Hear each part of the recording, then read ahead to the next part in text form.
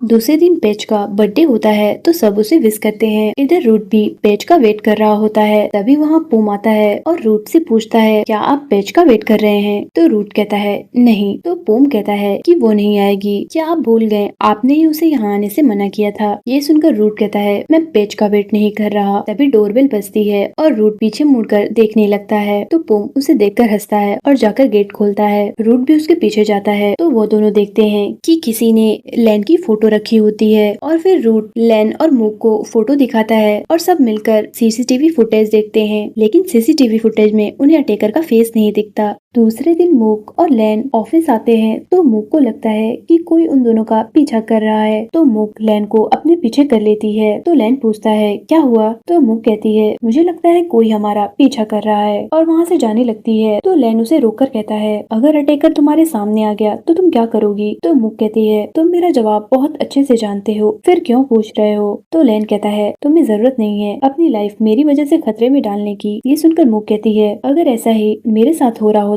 तो तुम क्या करते? ये सुनकर लैन चुप हो जाता है और फिर वो दोनों वहाँ से चले जाते हैं और उनके जाते ही अटैकर बाहर आता है। इधर पैच रूट के ऑफिस में कॉफी और केक लेकर आती है और उसे अपनी गेम के बारे में बताती है। तो रूट उसे फाइल मांगता है तो पैच अपना फेस उसके हाथ में रख देती है। ये देखकर रूट उसे शॉक होकर देखता है। इधर लैन सोचता है अपनी और रूट की बात, जहाँ रूट ने कहा था ये सब कुछ मूक के मेंटल हेल्थ के लिए सही नहीं है, और मूक के बारे में भी सोचता है। इधर मूक विन को देखती है और विन भी मूक को देखकर उसके पास जाने के लिए उठता है। तभी वहाँ लैन आ जाता है और मूक का हाथ पकड़कर कहता है, चलो घर चलते हैं, और मूक को अपने साथ लेकर वहाँ से चला जाता है। लैन नीचे आता है तो उसे उसकी बहन मिलती है। लैन मूक से कहती है, तुमने ही लैन को वापस कंपनी में लाया है? तो लैन कहता है, मूक का इससे कोई लेना देना नहीं है, मैं बस तुम्हारी मदद करना चाहता हूँ। तो लैन कहती है, मुझे जरूरत नहीं है। तो लैन कहता है, मैं फिर भी मदद करूंगा, और मूक को लेकर वहाँ से चला जाता है। लैन मूक को उसके घर लाता है तो मूक पूछती है, तुम मुझे यहाँ लेकर क्यों आए हो? तो लैन कहता है, तुम्हें मुझसे दूर रहना चाहिए। तो मूक कहती है, तुम फिक्र मत करो, मैं बहुत ध्यान से रहूंगी। तो लैन कहता है, मुझे तुम्हारी फिक्र नहीं है, मैं नहीं चाहता कि तुम मेरे साथ रहो, तो नच मुझसे दूर हो जाए। ये सुनकर मूक कहती है, ठीक है, तुम्हारी जो मर्जी है तुम वो करो, मैंने कहा था कि मैं तुम्हारी मदद करूंगी, और वहाँ से चली जाती है। लैन उसे देखता रहता है। उन दोनों की बात मेट सुन रही होती है और कहती है, मुझे पता है लैन को बस मूक की फिक्र है। इधर रूट लैन से कहता है, तुम नहीं चाहते थे कि मूक खतरे में पड़े तो तुमने उसे उसके घर भेज दिया। तो लैन कहता है, हाँ, ये घर सेफ नहीं है, यहाँ अटैकर कभी भी आ सकता है, अगर उसे कुछ हो गया तो। ये सुनकर रूट कहता है, और मूक तुम्हारी बात मान गई या तुम उसे अपनी बातों से दुख पहुँचा कर आए हो? ये सुनकर लैन कहता है, जैसे वो मेरी बात मान ही जाती, वो बहुत जिद्दी है। रूट कहता है, वो सुनती अगर तुम उसे प्यार से समझाते तो। और पुम कहता है, तुम मान क्यों नहीं जाते, तुम्हें मूक की फिक्र है। ये सुनकर लैन वहाँ से जाने लगता है। तो रूट कहता है, अगर अटैकर तुम्हारे ऊपर अटैक करने के बजाय मूक पर अटैक कर दे तो उसकी मदद कौन करेगा? ये सुनकर लैन कहता है, ये नहीं हो सकता। तो रूट कहता है, लैन भूलो नहीं, मूक ने ही अटैकर को देखा है। फिर भी ये सुनकर लैन वहाँ से चला जाता है। लैन नच के घर आता है और इधर मूक के पास नच का मैसेज आता है जिसमें लैन की फोटो होती है। ये देखकर मूक रोने लगती है। इधर नच और लैन एक दूसरे को किस कर रहे होते हैं और मूक लैन को कॉल करती है। लैन देखता है कि मूक की कॉल आ रही है, लेकिन नच उसे वापस किस करने लगती है। इधर मूक को लगता है उसके घर में कोई है और पीछे से अटैकर उस पर अटैक कर देता है। रूट भी मूक को कॉल करता है, लेकिन मूक रूट की कॉल नहीं उठा पाती है और अटैकर मूक का गला दबाने लगता है।